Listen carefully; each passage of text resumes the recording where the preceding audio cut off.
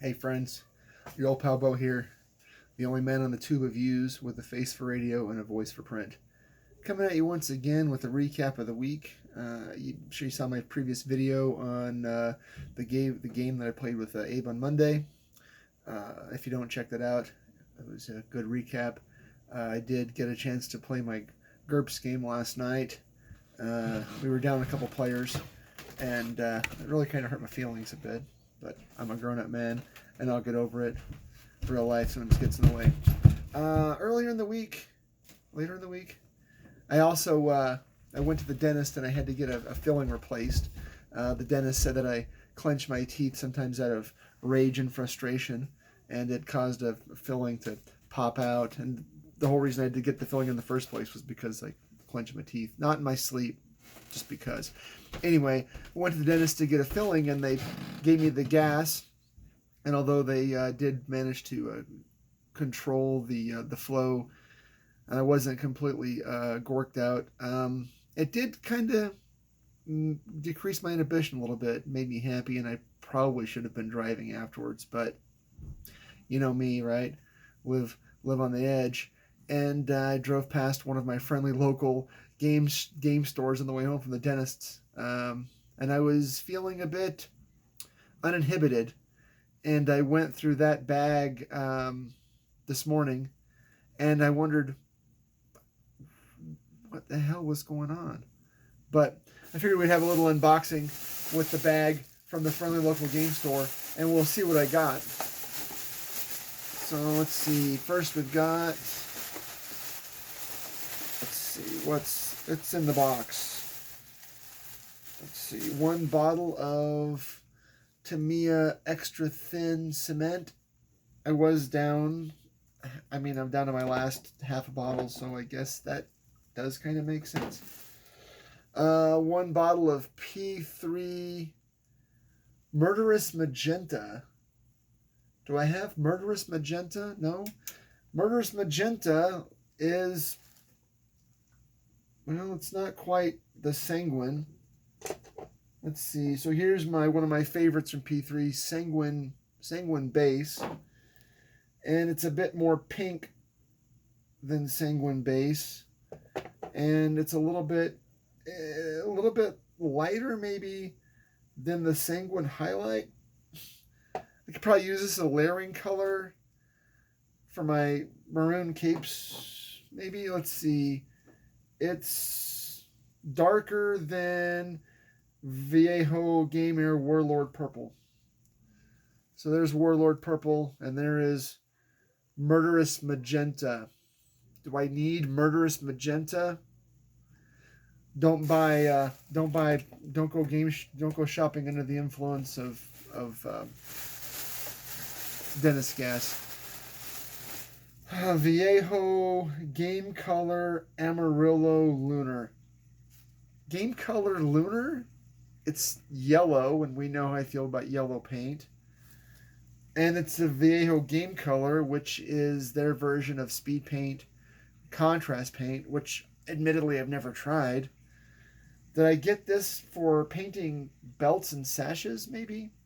I have been using contrast Iandan Yellow. This is like my favorite contrast paint right now, because it's one of the few yellows that actually offers decent coverage over slap chop. But I guess moon yellow in English, Amarillo Lunar in Espanol. Guys, don't look at me. I've got no idea what was going on.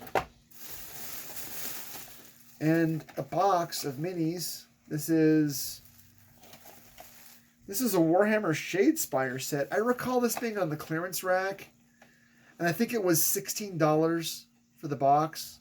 And I think that's why I bought it, because it was $16, which comes out to like $4 a mini. And they look like Chaos Knights. These are straight up corn. These are straight up corn berserkers right here. These are corn. And there's a beast. I put together one of these Shadespire sets before. This is where I got my that for the proxies for my Inquisitorial retinue, the guy with the Inquisitor with the hat and the torch, the 2 giant Rottweiler dogs, the the big giant honking guy with the axe, who's like Space Marine size. The Shadespire minis are a bigger, even bigger scale than regular 40K. They're like 32, maybe a 32 heroic. But oh my gosh, again, don't buy under the influence. I promised I wouldn't buy any more plastic, and yet here I am. Let's take a look at these. I'll play with the lighting a little bit. See if we can't get these on film. I don't know. Everyone loves an unboxing, right? I can find the light switch. Oh, there it is. Oh, that's bad. So let's turn this. No, that dog doesn't hunt. That's not too bad. Hey, you get to see more of my man cave, more of the unfinished basement. You can see where there's sheetrock there, but not there, or there, and there's sheetrock there, but not there. It's coming, guys. It's coming. Maybe when we get the man cave finished, we'll do an unboxing on the man cave. Like and comment below if you want to see an unboxing in the man cave and hobby area. Oops, that's exactly wrong. So let's see what we've got here. There's a big giant lizard dog thing. It's got a big face and a big chunkin base. If it goes on the base, this is maybe a 50mm base. I'm kind of ambivalent to the bases that are already done. I mean, I like to do it myself with the kitty litter and sand and basing glue. So let's see. It looks like there are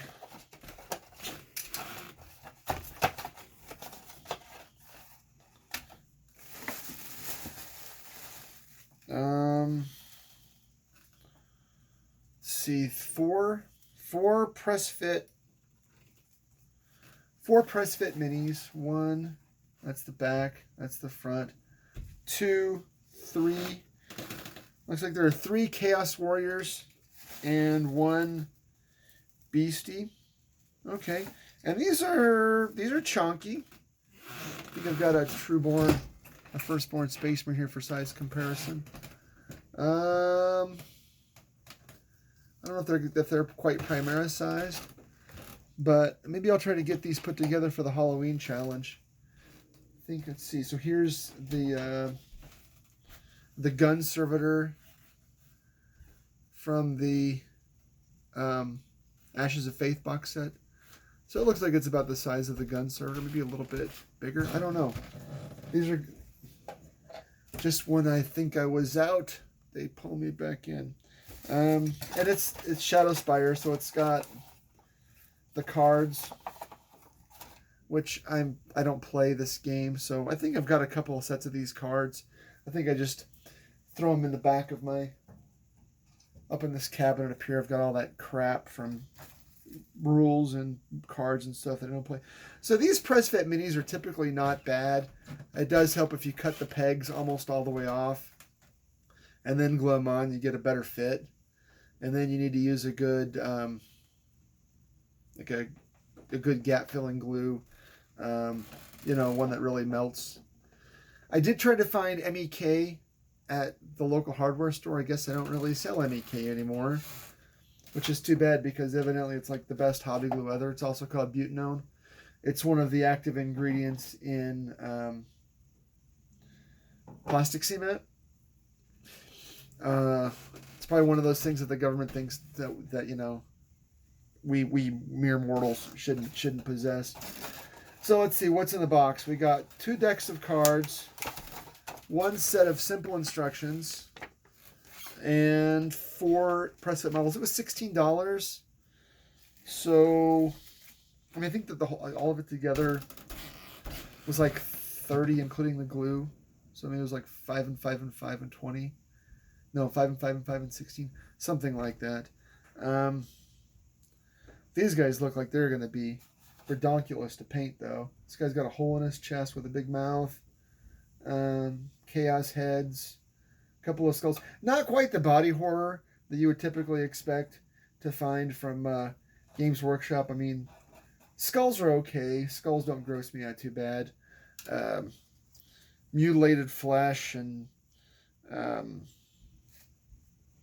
not a big fan of the servitors. I mean, I've got two, but they're not quite. I can say that one's a robot or an android, and then the gun servitor, he's, I don't know what I'm gonna do with him yet. They're okay. It's not exactly my cup of tea. Like I said, I did play GURPS with the Friday Night Crew. Well, 2/5 of the Friday Night Crew. Had a couple who were MIA, and one who had called ahead or texted ahead and said he wasn't going to be there. So guys, if you're gonna, I don't know, if you're gonna say you're gonna play a game, play a game. We had fun anyway. I mean, I did have that darn cat and Shadow and Sun there, and I don't know if I play this game out. This is a GURPS 4th edition, heavily influenced by some 3rd edition stuff. It's got a lot of the GURPS Traveler rules in it because GURPS Traveler is the best Traveler.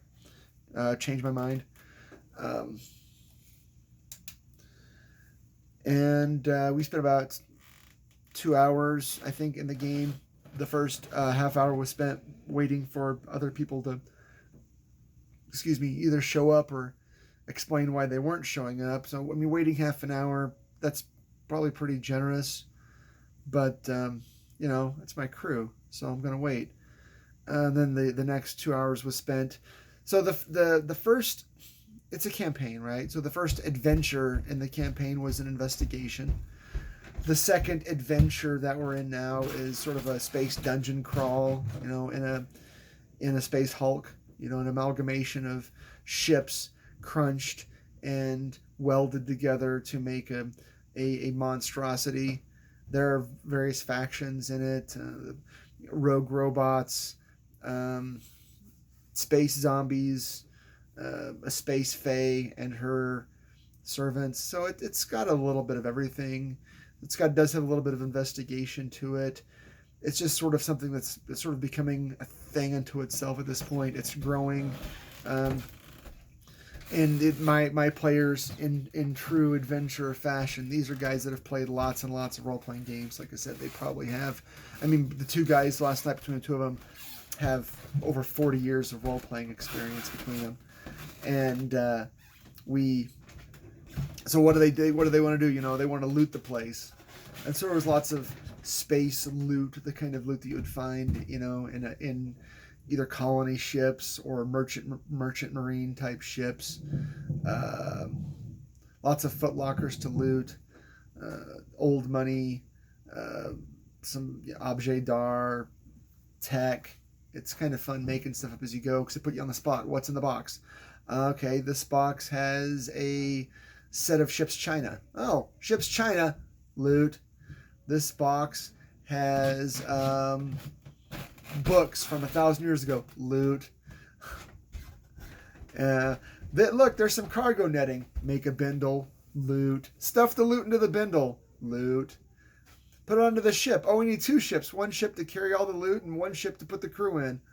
So it's kind of fun to investigate the psychology of the role-playing gamer and see where that goes again. I feel kind of like an outsider looking in, sort of like the Jane Goodall of role-playing at this point. You know, ooh, look, a tribe of wild role-playing gamers. Maybe I can befriend them and infiltrate their ranks.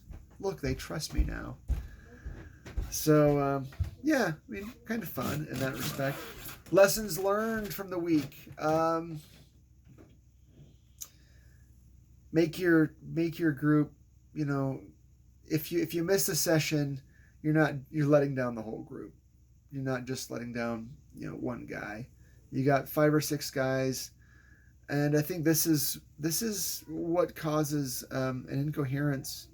What causes role-playing groups to fall apart, right? Why do they fall apart? They fall apart because, you know, one person drops out, and then one person drops out, and one person drops out. I feel very blessed in that I've managed, not me, we've managed to keep this group together for almost a year, really, at this point. Um, so I feel very blessed to have a group of people that are interested in playing this story. They're interested in finding what happens week in and week out. Um, and don't go shopping under the influence of dental medication or any medication at that point, because like, are these guys, yeah, they're pretty cool. I mean, like I said, 4 minis for, because they're big, they're way bigger than like my Stargrave guys. They're like, twice as big. So again, I don't play the game, but the box with the cards and the minis, 4 big minis, $16. That's pretty cheap by Games Workshop standards. How would I use these in a game? Well, obviously they're big bads or mid bads. If I were using minis in a role playing game, and again, I know that it's a controversial topic. I don't use minis in this game. It is 100% theater of the mind. I'm the only one with a map. Everybody else, if they want a map, they've got to follow along and draw it. I'm requiring a lot of first-person interaction, real-time interaction, present tense, real-time. But am I opposed to using minis in a game? No, I'm not opposed. I'm not that guy. If you're looking for that guy, look somewhere else. I'm way too laid back and easygoing when it comes to gaming. Right now, I'm just happy to have a game once a week that I run. I do think that I've got the best of all worlds in running a system that I appreciate with players that I enjoy at a time, and both in my life that's meaningful and a time of the week that is convenient 9 times out of 10. So there you go. A little haul and unboxing, a little bit of discussion on games of the week. Not a whole lot of progress since my last video. I did paint up. So I've got these some HeroClix minis, right? And I got them from that darn cat. And I said, what if I rebased and repainted? And so I've got, this is the vintage Iron Man from the 60s. And, the 1960, I freak, it's a lot of order.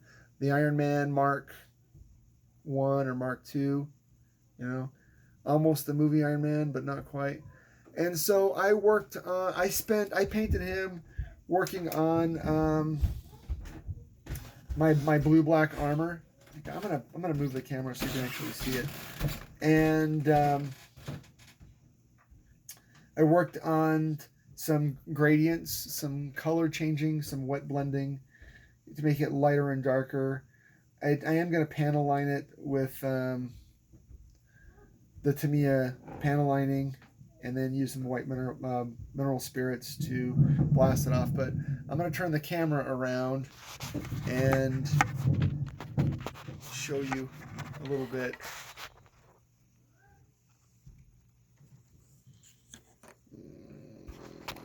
No, it's not working.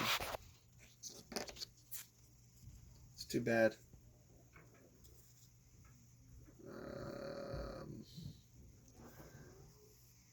He's more light.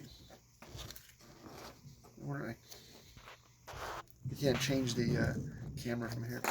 Oh well. I'll do a video. That's nice.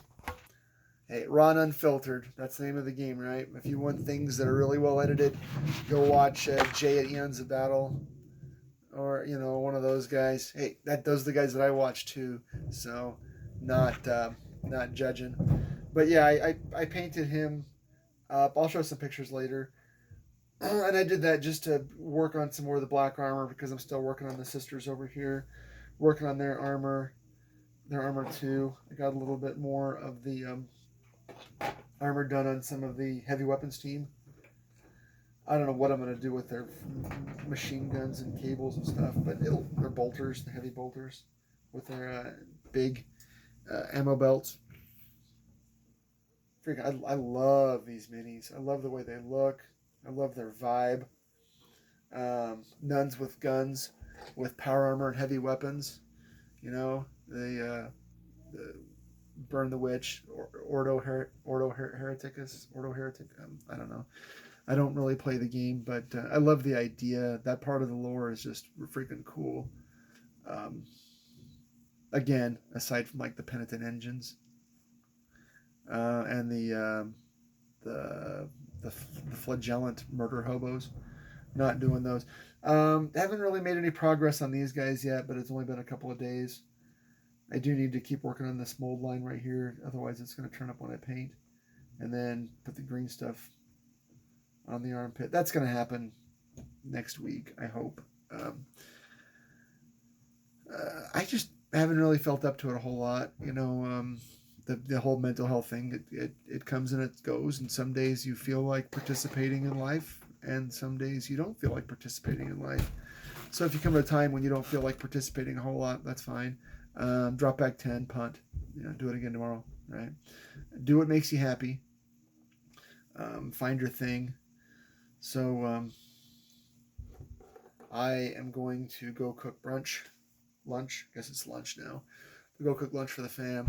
Thinking bacon and eggs, fried toast, maybe. I don't know, something like that. Whatever. Leave a like and a comment, or an unlike and a comment. But I'd like to know what people are thinking of these. I'll probably recut this into a short too, because the shorts get the clicks. It is what it is. So talk to you later in the week. I'll probably be in some streams. Hungar, Shadow and Sun, DM James, Weird World War II. All live streams worth watching. They're always entertaining and they are always informative. So let's work to make the Tube of Views a place worth interacting with each other. All right. Tenkar's Tavern, especially Tenkar's Saturday health stream, is really good. A lot of gamers are not in the best health. I know that my health has kind of suffered lately, despite being an active guy. I've run into some issues. Hopefully, I've seen the doctor, and the doctor's made me make some changes to my diet to hopefully pull me out of it before things get out of hand. So gamers, watch your calories, watch your sugar, watch your weight, and if you need any, you need to reach out. You know, you can reach out to me in the comments or on Discord, or at my email. It's bopaintsminis@gmail.com. All right, so let's hang in there. Let's roll some dice and let's have some fun. Peace.